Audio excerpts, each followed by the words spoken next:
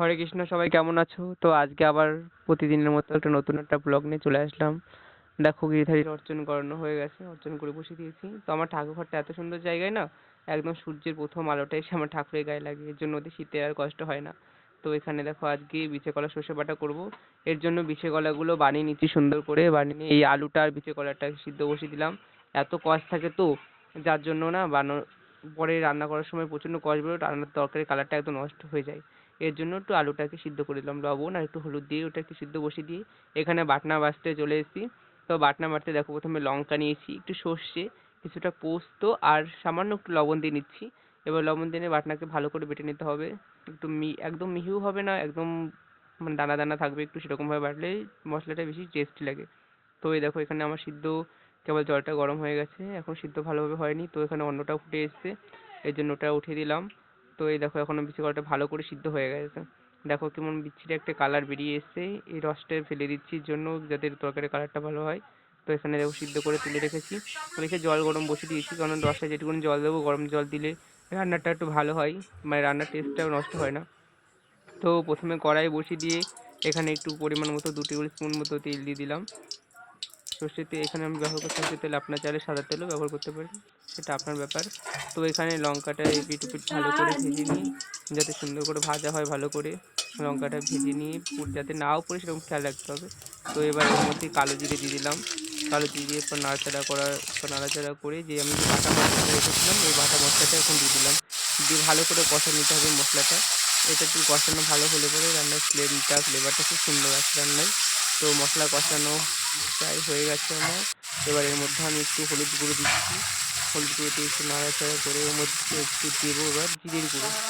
জিরে গুঁড়ো চাইলে আপনারা দিতেও পারেন, নাও পারেন, আমি একটু দিলাম যাতে ফ্লেভারটা আরও ভালো আসে।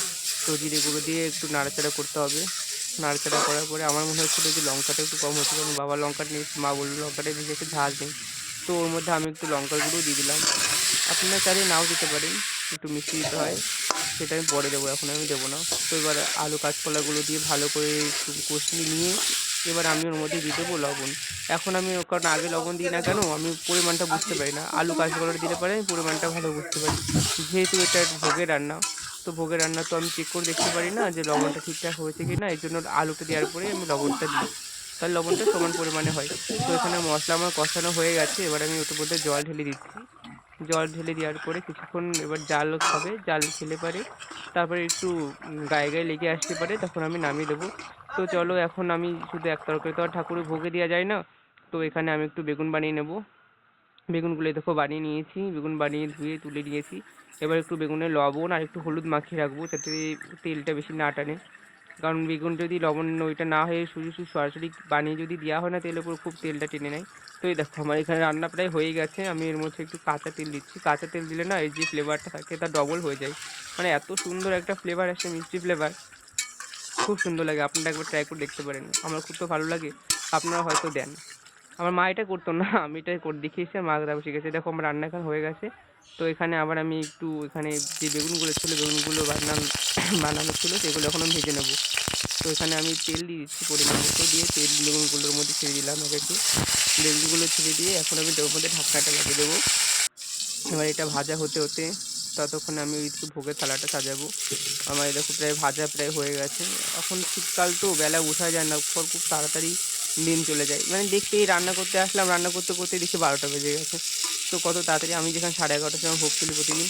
তো এখানে দেখো আমি ভোগ, এখন চলো আমি বেগুন ভাজা হয়ে গেছে, ভোগটা সাজিয়ে নিয়েছি।